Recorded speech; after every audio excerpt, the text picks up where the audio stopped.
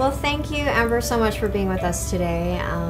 We are here with the Bentonville Film Festival and excited to talk to you a little bit about diversity and inclusion. If you could tell us about yourself and how you got started. Well, I am currently the editor of NBC BLK, which is a new vertical on NBCnews.com dedicated to telling stories by, for, and about the Black community. So my current role, I kind of describe it as a startup in a big, giant company. I never knew what a producer was. I didn't know it was a job you could have to tell stories.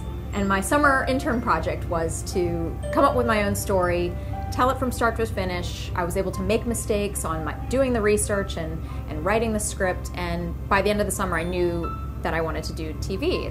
It was just fun. So stories about women and diversity are important, and that's kind of one of the reasons why we started the festival, is because the representation is really not there. So it's kind of getting to the content creators to tell stories that represent the demographics of America. Yeah. Which is really important to us at the festival, and it sounds like it's really important to you guys at NBC BLK. So I'm just interested in hearing how maybe we could be a part of that conversation with you guys as well. I think it's not only having stories about the Black community, but it's also who are we talking about? Who are we profiling? It's finding those leaders or positive stories in a community, people who may need to have a light shine on them, who may need the attention and the highlight. I think it's also about the kinds of roles that Black women have in TV and in film. You know, Blackish, you've got Tracee Ellis Ross playing a doctor. Viola Davis plays a high-powered lawyer. You know, it's great to have more Black women, more minority women represented on TV, but I think it's all about what kind of roles are being written for them, and are they the stars? So do you think that if we saw more stories about those kind of women and those kind of people, that would trickle down into our media and into our stories about film and television? I do. I think if we see more women in those roles, I think it's more of those universal stories, and it's they're just like us, there are a lot of universal themes, and I think that's been the success of shows like an Empire, like a How to Get Away with Murder. It's kind of, you're seeing Black people in a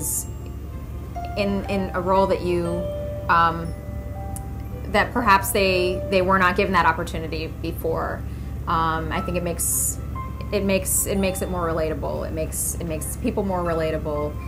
It makes families more relatable. The Black family is more relatable, and so the more, and having it on the network, having it on Fox, having it on ABC. How, as a woman of color, have you experienced any hardships as you were coming up in the industry, and how did you overcome them, and are you still struggling with anything in particular that maybe you might want to share with us? Oftentimes you're looking around a room and you're one of the only persons of color in a room, and kind of having the boldness to speak up and say, hey, well, I think this. Everyone at the table has their thought or their position or preconceived notion, and so kind of, for me, it's been growing and having the boldness and realizing the power of my voice, that it is respected, because they're looking for my opinion, and if they're not asking, then I need to give it.